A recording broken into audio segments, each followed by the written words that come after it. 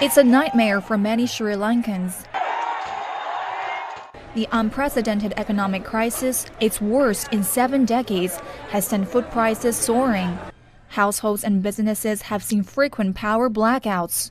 In several major cities, including the capital Colombo, people have to line up for hours to buy essential supplies like fuel. I am at the petrol station. Wife is in the gas queue. The 2 children have gone to the kerosene shed. But we cannot get any of this stuff. The whole family has to eat from shops. Can a family afford to eat from a shop these days? There's nobody taking responsibility for this. People of every class, small and medium businessmen, students like me, are finding it difficult to live in this country.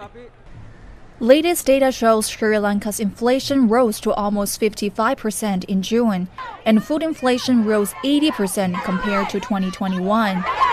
In April, the government announced a default of its external debt of $51 billion and sought a bailout from the International Monetary Fund. It was the first default since the country gained independence from Britain in 1948. Analysts attribute the crisis to the government's mishandling of finances, compounded by the COVID-19 pandemic and the conflict in Ukraine. One, we had been living beyond our means for a long time. Imports are much higher than our export earnings and foreign remittances and so on.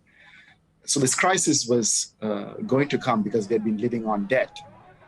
But the new government that came to power 2.5 years ago, they've really mismanaged the economy.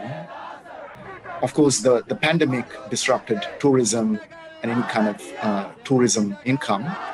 And now, more recently, the war in Ukraine has led to tremendous rise in prices in the global markets for commodities and fuel. In 2020, the pandemic dealt a blow to the country's tourism industry. Tourism's share of Sri Lanka's GDP dropped to below 1%, killing over 40,000 jobs.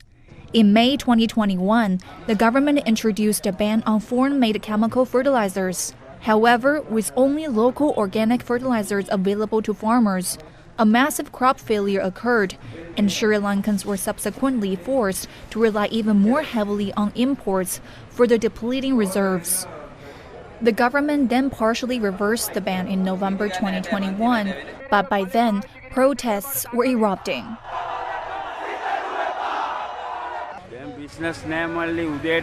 There is no business now. I came in the morning but just hung around till afternoon. Didn't even have lunch. Earlier, we would eat well and have a drink. Now we can't. Things are very difficult.